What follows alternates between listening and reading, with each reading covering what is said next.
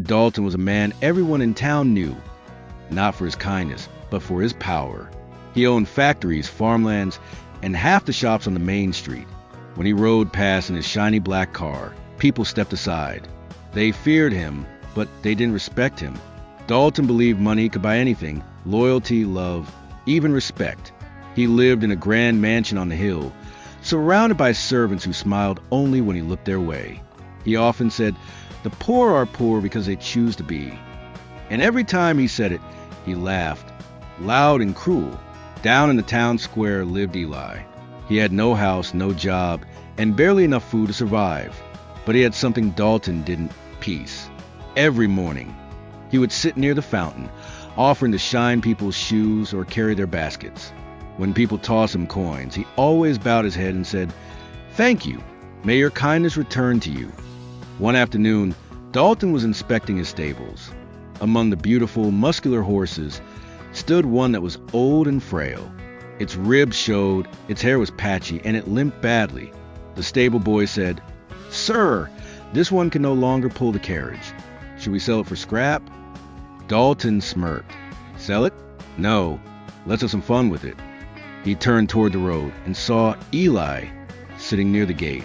An idea struck him, a wicked one. "Bring that beggar here," he said. "I have a gift for him." Minutes later, Eli stood before Dalton, nervous and humble. Dalton gestured toward the limping horse. "This, my good man, is your lucky day. I'm giving you a horse, a real horse. Now you won't have to beg anymore." The servants burst into laughter. One whispered, "He's giving him a corpse with 4 legs." Even Dalton chuckled, saying, "Take good care of it. It might just run you somewhere far away." Eli, though humiliated, didn't show anger. He looked at the horse with gentle eyes and said, "A gift is still a gift, sir. Thank you." Then he bowed and led the weak horse away slowly while the crowd laughed behind him. That night, while the town slept, Eli sat beside the horse in a small abandoned shed. He shared his bread with it and whispered softly, "Don't worry, old friend. You and I were the same.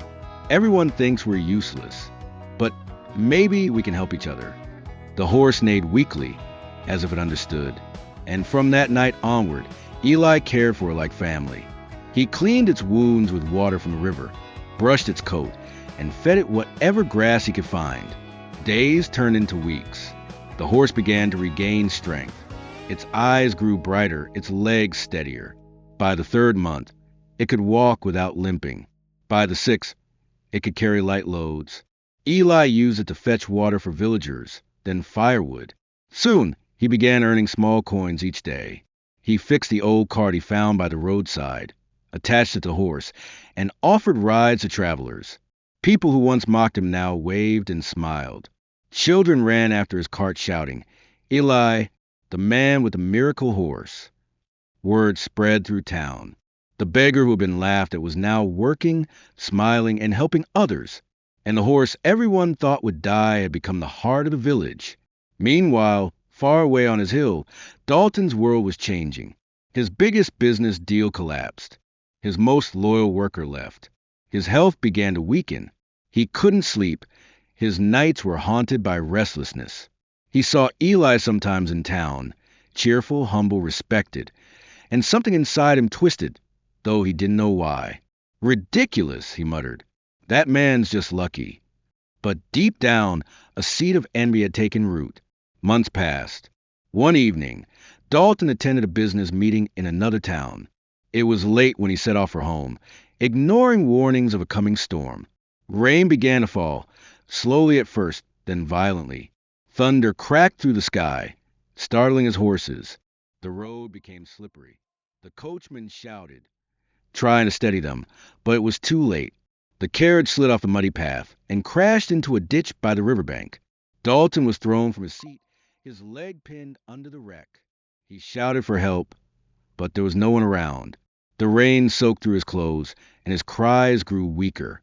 For hours he lay there, shivering, thinking of all he had, and how none of it could save him now.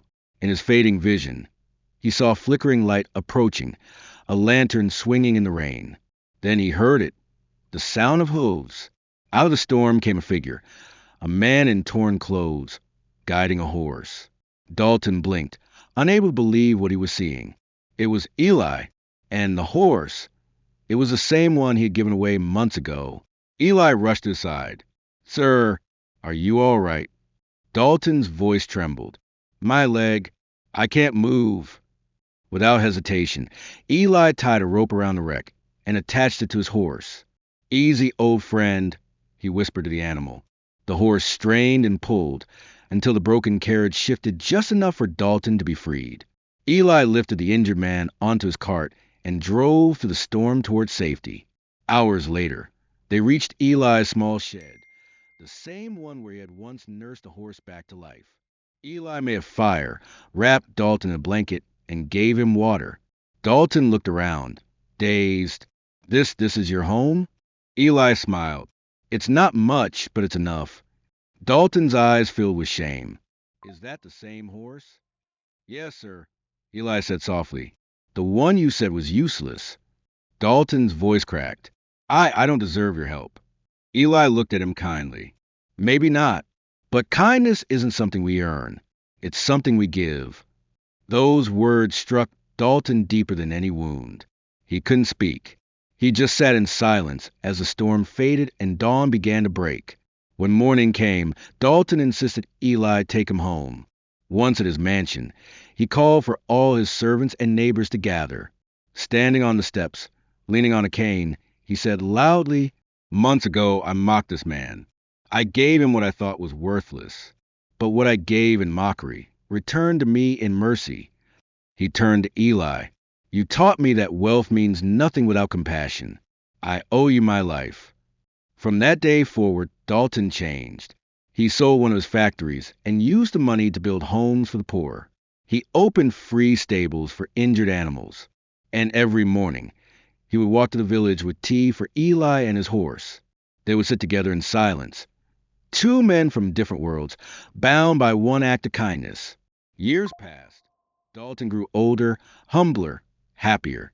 He often said to children who visited, Never judge worth by what you see. The stone you kick today might be the one you need to cross a river tomorrow. When he finally passed away, he left a note on his desk. It read, The beggar I mocked became my savior. The horse I discarded carried me to life. And the pride I held destroyed me until kindness rebuilt me. Eli continued to care for the horse until its final days. When the animal passed, the villagers buried it under a large oak tree beside the river, the same river where it had once saved a man's life. And every time the wind blew through the leaves, it seemed to whisper the same lesson over and over again. Never mock the small beginnings of others. What seems worthless today might one day save your life, because pride blinds the eyes. But kindness opens the heart. If you enjoyed this story, kindly subscribe to this channel, like, and share, so that more people can learn that no act of kindness is ever wasted.